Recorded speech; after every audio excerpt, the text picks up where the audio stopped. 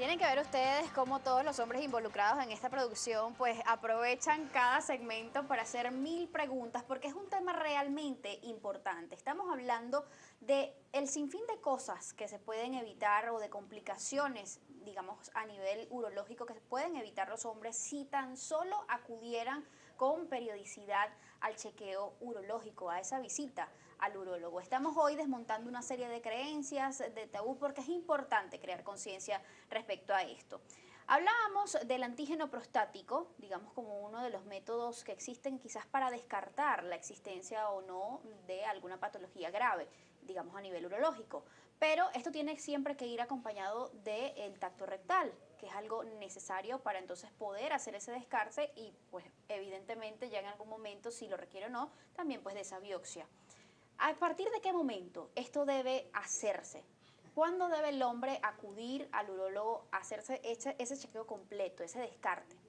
Uno debería comenzar a los 40 años de edad, a su primera consulta urológica, tenga o no tenga síntomas. O sea, uno debería ir al urólogo, hacerse un chequeo general, revisarse. El chequeo general con urólogo es algo muy sencillo, es un examen físico, Okay. un interrogatorio básico y posteriormente vamos a hacer algún estudio de extensión. Podemos hacer un, un eco urológico donde podemos descartar patologías renales, si hay algún problema de litiasis, los cálculos renales muchas veces van a estar presentes y quizás te llega el momento menos adecuado, saber si tienes algún tipo de patología. Un eco prostático para ver cómo está el volumen, hacer un examen el tacto rectal como dije anteriormente, y quizás si el paciente ya está empezando a tener algún tipo de problema, una prueba de vaciamiento, una uroflujometría, que Oscar también nos puede hablar mucho sobre eso. Hay muchísimas cosas poco invasivas que nos van a orientar si hay algún problema a futuro. Y como decíamos, no hay que esperar llegar a los 50, que ya la próstata creció y que quizás tenga que terminar un tratamiento quirúrgico, que comenzar a los 40 y ver cómo estamos yendo, cómo va pasando todo, cómo estoy funcionando, también en la esfera sexual y ir desarrollándonos. Y poder darle quizás una mejor evolución a esa patología a través del tratamiento Claro, farmacológico. como hablamos, el antígeno prostático es lo que tenemos ahorita más sencillo junto con el tacto rectal, pero la tecnología ha avanzado. Entonces, quien puede indicar un estudio más profundo, incluso hasta llegar a una biopsia prostática, es el urólogo. Y el urólogo cuenta con el conocimiento para poder dirigirlos, ya sea una resonancia magnética, ya sea una prueba específica en sangre como el PCA3, cuestiones que son un poquitico más avanzadas, pero vale la pena que un experto diga cuándo hacerlo. Así es. Doctor, ¿cuáles suelen ser los principales motivos de consulta al urólogo en nuestro país? Mira, principalmente, afortunadamente se ha incrementado el número de pacientes que acuden en busca de su evaluación urológica anual, afortunadamente. ¿Ok? ¿Eso por qué? Yo creo que había una campaña de educación bien importante. Yo voy a hacer un poquito de propaganda nuestra, aunque suene feo decirlo, pero la Sociedad Venezolana de Urología nos hemos preocupado por difundir información realmente importante para la población. Nosotros hemos diseñado inclusive una semana de la salud prostática una vez al año, donde nosotros hacemos despistaje en todos los hospitales. Los hospitales de las diferentes ciudades de Venezuela, de ciudades grandes de Venezuela, inclusive poblaciones pequeñas, se hacen campañas de despistaje de cáncer de próstata, donde se le da charla a los pacientes, se les instruye a la gente, se comunica la necesidad de la evaluación prostática y esto nos ha incrementado el paciente que acude por su evaluación anual. Por otro lado están los síntomas del tracto urinario inferior, que son lo que nosotros llamamos el trayecto urinario inferior, que son esos trastornos del chorro miccional, el paciente con un chorro débil, el paciente que se levanta mucho de noche a orinar, el paciente que siente que no vacía por completo su vejiga. Ese es otro motivo de consulta importante. Y en otro grupo están los pacientes con síntomas infecciosos, con síntomas que tienen dolor en el área que corresponde a la próstata, en la superficie corporal, dolor al orinar, mal olor en la orina, o sea, síntomas infecciosos desde este punto de vista.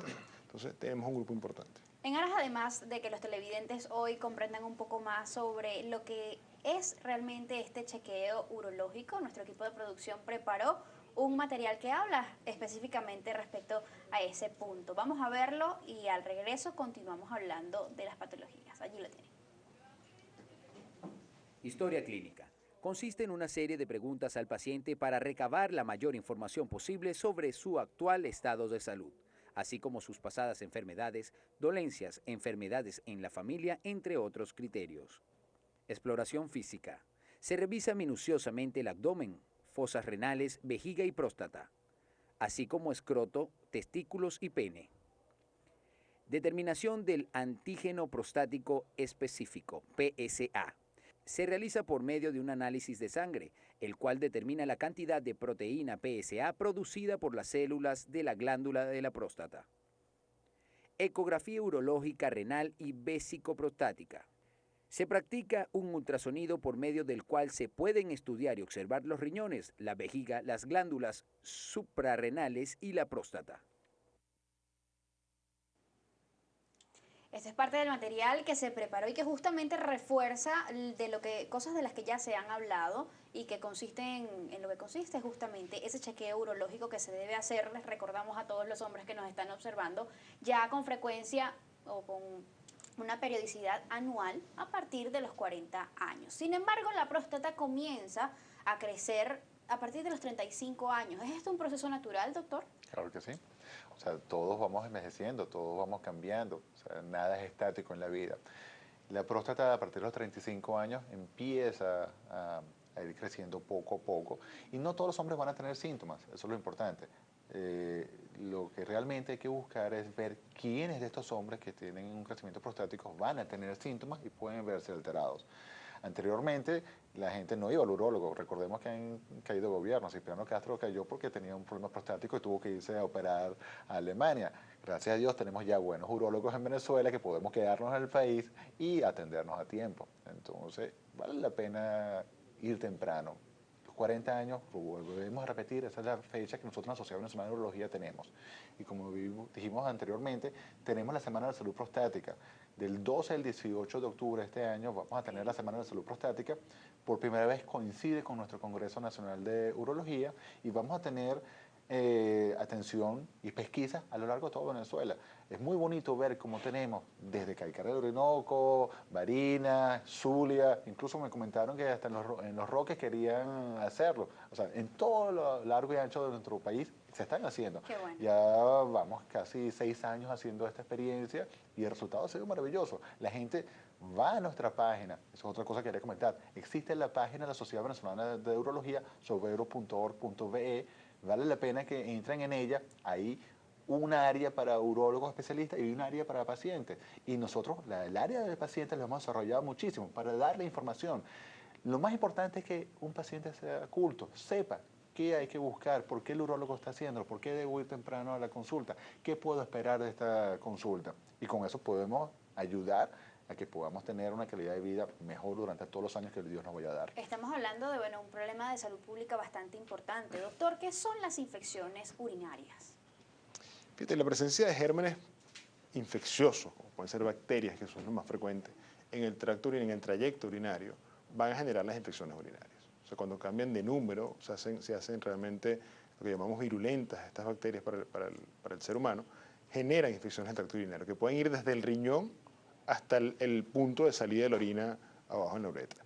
Entonces, esas infecciones son realmente síntomas muy frecuentes, son muy importantes, y cada vez que un paciente, antiguamente se pensaba, por ejemplo, que en las mujeres era muy frecuente y no había que estudiarlas. Okay. Actualmente pensamos que un varón, por ejemplo, en el caso que estamos hablando ahorita de los hombres, un varón con infección urinaria debe ser estudiado por la primera infección, desde la primera infección urinaria que aparece. Porque no es frecuente que la tengamos y tenemos que saber cuál es la causa de esa infección urinaria. Así o sea, no es lo normal que tú tengas una infección ¿Dónde urinaria. suelen o pueden alojarse las infecciones urinarias? En el tracto urinario, en cualquier parte. Algo que también quiero comentar es lo siguiente. Hoy en día es muy sencillo conseguir un amigo que te diga, mira, a mí me dio tal cosita, yo no quiero ir al urólogo porque me da pena, y tómate esta pastillita. Y si la automedicación. La automedicación. Y si vas a la farmacia y no tienes un buen control, cosa que no es lo común, pero se puede hacer en este país, te van a dar algo. El problema es que existe la resistencia bacteriana. La resistencia bacteriana es un problema muy importante. En los últimos 20 años no han salido antibióticos nuevos. Lo que estamos haciendo hoy en día es simplemente utilizar lo que tenemos, buscando combinaciones y tratando de prevenir estas bacterias que están burlando los antibióticos que existen. Entonces, en vez de someterte a este riesgo, en vez de caer en una de estas bacterias llamadas BLE, que es el terror de cualquier infectólogo, que son bacterias resistentes a casi todo, ve a un urólogo, por eso siempre voy a la parte sencilla, que sepa qué va a hacer contigo, porque si tú te estás automedicando sin hacerte un urocultivo, ¿qué es lo que todo el mundo hace? No, tómate una pastillita y vamos a ver qué sucede. Ok, si estás tomando medicamentos, existe una gran resistencia a productos que antiguamente mataban cualquier cosita. Hay que ir a alguien serio que sepa cómo buscarlo, cómo hacer un urocultivo, cómo hacer la sensibilidad y saber cuál va a ser el tratamiento apropiado. Así es. Otra de las cosas que funciona mal dentro de nuestro país, que la gente se automedica y lo hace mal, se toma 3 días una pastillita. La próstata es un órgano que requiere tratamientos largos si hay una infección. Hay que tenerle paciencia. Por lo menos 14 días si hay una infección prostática mínimo. Entonces, si no tienes el antibiótico adecuado, si no tienes el conocimiento necesario, vas a terminar maltratado, vas a terminar con una resistencia bacteriana que lo vas a pagar toda tu vida. Un paciente que tenga una prostatitis crónica, producto de una prostatitis aguda, maltratado, hasta el día que se muere va a tener problemas. A propósito de lo que ustedes mencionaban sobre las iniciativas que ha tenido la Sociedad Venezolana de Urología para concientizar a la población respecto a estos temas, Antonio González nos dice, así como la campaña Tócate, hay que hacer una campaña inteligente y llamativa sobre el tacto urológico. ¿Qué opinan ustedes respecto a esa propuesta? Absolutamente de acuerdo. Fíjate, nosotros, de hecho, es uno de los objetivos nuestros como transmisores de información de la sociedad, hacer campañas educativas a la población y hablar sobre la sensibilización que hay que hacer para que el hombre pueda acudir y se pueda sentir confiado del tacto. Hay cosas muy interesantes del tacto. Uno, el secreto médico está preservado. O sea, ningún médico va a salir diciendo a usted le hicieron el tacto. Dos, nadie se va a burlar de usted porque le hicieron un tacto. Y tres, usted va a tener a la mano un arma de defensa, un arma diagnóstica a la mano, con la cual ya usted puede sentirse más tranquilo con lo que ocurrió. Entonces usted con esas 3 cosas podemos estar tranquilos, porque la gente tiene miedo de la difusión, del temor al tacto rectal, de que si hay una alteración de la virilidad o de la masculinidad. Realmente esto no es así. Debido a todo un sistema de creencias. Pero pues tenemos un problema cultural que es es muy grande y eso no solamente nos corresponde a nosotros, esto viene desde ni siquiera podemos hablar que es latinoamericano. Esto es un problema cultural de amplísimo nivel mundial. ¿Okay? Doctor, ¿cuáles son los factores que quizás pudieran promover el desarrollo de una infección urinaria en el hombre? Ok. Uno, la mala educación sexual. Vamos a colocarlo de esta manera. Los hombres hoy en día se están iniciando sexualmente sin una buena orientación. Y si tenemos hombres que no les explicamos que deberían utilizar métodos de barrera, ¿okay?, van a tener mayor riesgo de tener infecciones del tracto urinario que pueden tener consecuencias graves. Por una parte, la educación. Segundo, si tenemos hombres que tienen crecimiento prostático obstructivos, a la larga ese residuo urinario que le queda en la vejiga va a infectarse y va a traer problemas. Exacto, cuando hay mala evacuación de la orina, por ejemplo. Vaciamiento. Si no tenemos vaciamiento completo de la vejiga, vamos a tener infecciones. Entonces, como estamos hablando ahorita, y quiero volver a lo que comentaban, lo que hablaban de tócate, como decía el señor Creo González, que comentaba, nosotros en la Sociedad Venezolana de Urología hace muchísimos años cuando escuchamos eso, bueno, queríamos hacer lo mismo, pero hacer la campaña déjate tocar, oye, suena como feo, ningún hombre lo va a querer hacerlo. Entonces nosotros abortamos eso, pero el concepto está ahí, o sea, tenemos que romper ese machismo que nos dice, no voy a ir al urólogo porque a mí nadie me toca. Wow, el dejar que alguien serio y preparado te pueda examinar y ver que no tienes nada malo, eso no tiene precio. Hay que buscar la manera de capitalizar todo eso. ¿Aguantar las ganas de orinar puede ser también un factor de riesgo? Mira, ahí estás tocando un punto interesante porque hay lo que se llama, es un término un poco extraño para el resto cuando lo manejan, pero se llama disfunción miccional. O sea, es la alteración del funcionamiento vesical real para vaciarse. Cuando yo estoy, la vejiga manda una señal al cerebro para poder decir, mira, estoy llena, vamos a vaciarnos. Si esa señal la voy rechazando, la voy aboliendo, nuestra vejiga se va acostumbrando a manejar cada vez volúmenes mayores. Y se crea un doble problema. Primero tenemos una cantidad de orina acumulada importante y por otro lado esto disminuye, por distensión de la vejiga, disminuye el riego sanguíneo en la vejiga. Y quizás una de las condiciones más importantes en las que tenemos que hablar en el hombre de edad y en la mujer de edad, cuando hablamos de infecciones urinarias y de trastornos del funcionamiento vesical, es de la irrigación vesical.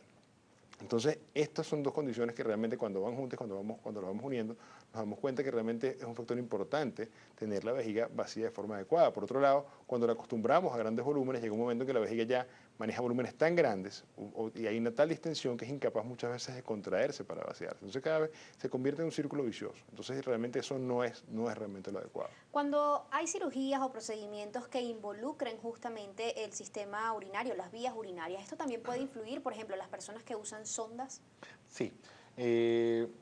En nuestro país tenemos muchísimos pacientes que han tenido trauma. Entonces, estos pacientes, se ha visto en un estudio reciente hablado de esto, de que han sido cateterizados de manera violenta por todo lo que lleva a un accidente, cualquier tipo. Okay. Estos pacientes han tenido infecciones urinarias. Pero normalmente cuando se hace un abordaje de las vías urinarias, no va a llevar directamente a una infección urinaria. Si nosotros tenemos un paciente con un examen de orina negativo, que ha sido estudiado, preparado, y vamos a hacerle cualquier instrumentación urológica, en principio no debería infectarse. De todas maneras, nosotros colocamos tratamiento profiláctico para evitar que tenga algún tipo de infección. Pero bueno, como hablaba mi compañero, el mayor problema hoy en día entre hombres y mujeres es aguantar las ganas de orinar. Okay. O sea, no crearse el hábito de saber que deberíamos ir a vaciar la vejiga. Nosotros tratamos de recomendar que, mira, no aguantes, o sea, procura hacerte igualito, como sabes que te vas a tomar un café en la mañana y media mañana trabajando, vas y vacías la vejiga. ¿Cómo puede además contribuir la higiene de esos órganos y también quizás otras patologías como la diabetes, por ejemplo, en esa vulnerabilidad del hombre de desarrollar infecciones urinarias? De eso hablamos al regreso, hacemos una pausa, ya venimos.